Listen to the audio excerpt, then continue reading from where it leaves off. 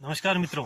आज मैं आपको बताऊंगा भगवान श्री रामचंद्र जी की परम भक्त एक गौ माता जी की प्यारी सी कहानी। जी हाँ, वो गाय माता आज भी आप उसके दर्शन कर सकते हैं। अयोध्या में श्री राम जन्मभूमि जो है उसके पास ही रंग महल है। रंग महल जो आश्रम है वहाँ के एक महंत होते हैं। वे कुछ वर्षों पहले ही गोंडा जो होता है, गोंडा से ही एक गाय लेकर के आते हैं। तो जब वे गाय लेकर के आ रहे थे तो रास्ते में क्या होता है कि जब सरयू नदी को पार जब वे करते हैं उस गाय को लेकर के, तो गाय ने वहीं पर बछड़े को जन्म देती है।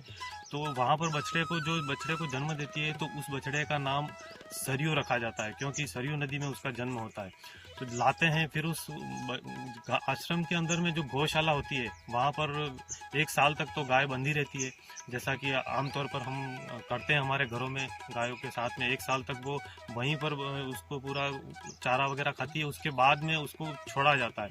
तो जब वो गाय को छोड़ा गया तो वो गाय सीधी जा करके जो राम मंदिर है उसकी परिक्रमा करने लग गई।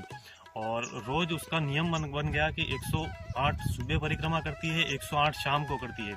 तो शुरू में तो किसी ने ध्यान नहीं दिया। बाद में जैसे वहाँ पे जो सिक्योरिटी वाले होते हैं, जो दुकान वाले होते हैं, उन्होंने देखा कि ये गाय तो रोज टाइम पर आती है और बराबर परिक्रमा करती है भगवान रामचंद्र जी की मंदिर की। तो फिर सबको पता चला ये एक श्री रामचंद्र जी की परम भक्त है।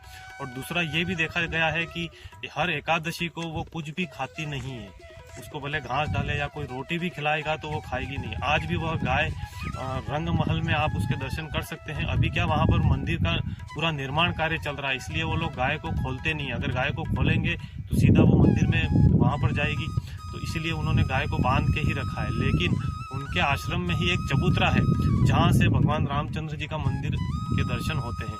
तो वो गाय क्या करती है, उस चबूतरे की ही परिक्रमा करती है और निश्चित समय पे करती है, 108 सुबह 108 शाम को। जी हाँ, इस सरयू नाम की गाय का अद्भुत महिमा है और इसका दर्शन हम सबको करने चाहिए।